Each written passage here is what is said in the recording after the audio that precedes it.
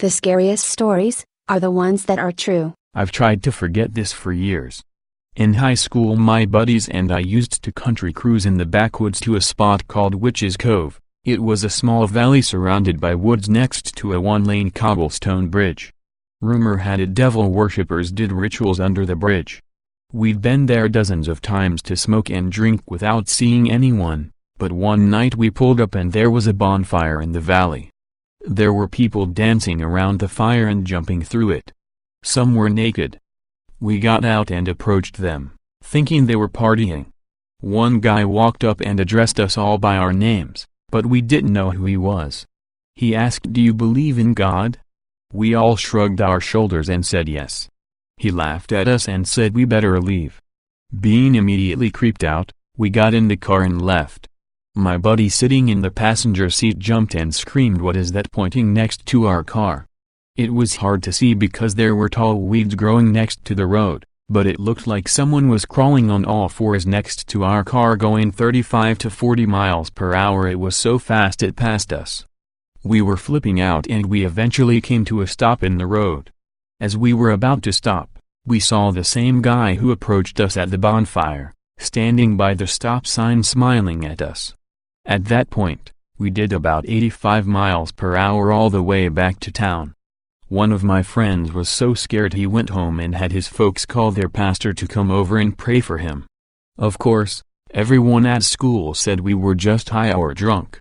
Even my own folks didn't believe me.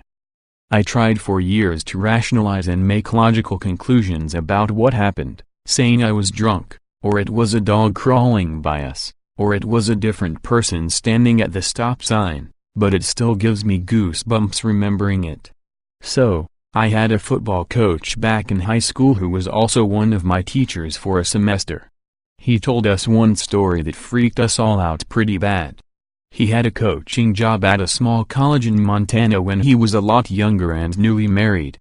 He said that after practice one evening, he was making his long commute home, and the route ran alongside just fields and fields of hay, grain, whatever. Since it was late summer, early fall, it wasn't even approaching dark yet. His car was an old beat-up truck with just a bench seat. Anyway, he's driving along when he sees a hitchhiker on the shoulder. This being back in the day and in small-town Montana, my teacher pulled over to let the guy in without a second thought. The man was described as wearing a really old, outdated style of suit. Not quite a zoot suit, but styled in a similar, baggy way. He also had a big, stylish hat. This guy looked like he was out of the 40s, and sort of like a pimp. My teacher thought it was weird that he was so overdressed, it being super hot out. But maybe that was the only clothing he had. So the guy gets in next to my teacher without a word. Teacher asks him where he needs to go, and the guy just points forward. Teacher drives on.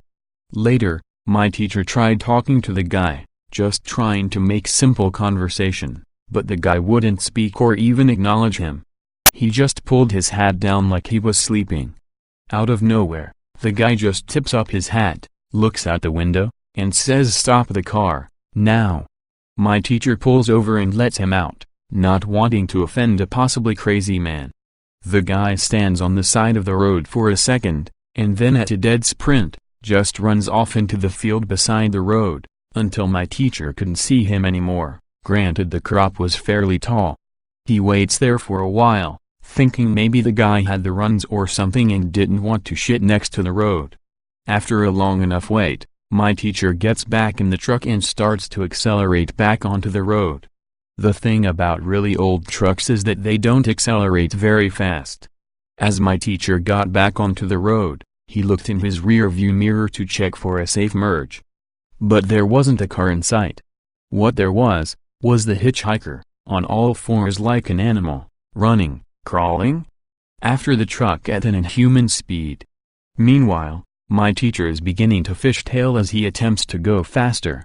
The whole time his eyes glued on the mirror, watching the man chase after his car. Eventually, he was able to get up to speed and lost sight of the guy in his mirror. When he was able to stop at a gas station to use a payphone, he called his wife at home to tell her the story, and to lock up the house. She thinks he's just messing with her, and he had been talking to her co-worker about the hitchhiker.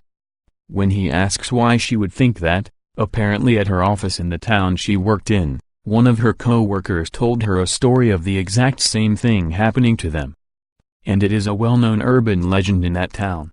She thought it was just folks playing with the new girl at work, who had to drive home alone at night. Anyways, my teacher assured her that he was not lying, and she evidently believes him and can vouch for her side of the story, because she showed up to one of our fundraisers and I asked her about it. So yeah, now I just avoid lonely roads in Montana. Once I was in a truck I just bought, four-wheeling with friends up on a mountain in Appalachia. We were hanging out at a lake up on the mountain.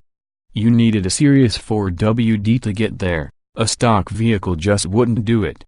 Something big comes rolling down the side of the mountain across the water from us, and there's only one way in, and we'd been there for hours, so we knew nobody else was there. This thing cut a path maybe 10 feet wide. It didn't hit the water, but stopped at the edge. It started making its way slowly around closer to us, but we couldn't tell what it was. We got back in the truck, feeling uneasy. We got to the end of the road to the lake and back to the main trail when I noticed something was walking behind us. One friend wanted to shoot at it, but I told him to buckle up. Hauled ass down that road, got up to about 50, and the thing would sometimes run on 2 legs and sometimes dropped to 4. Chased us for miles. We went all the way across the ridge, down to the next lake overlooking the next town. It finally stopped, but I didn't slow down until I was remotely close to civilization. When we stopped, had a flat tire, had to change it, and the other tires had big chunks gone from where I'd been going fast over rocks. We were scared to death. It was white, the silhouetted shape of its head almost resembling a wolf, but huge, easily 8 feet tall when it stood up.